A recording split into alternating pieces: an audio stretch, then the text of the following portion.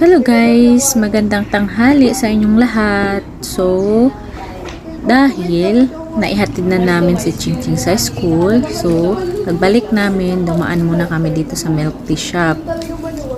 Kasi sabi ng kasama ko, mura na daw, masarap pa. So, tikman nga natin kung masarap ba talaga.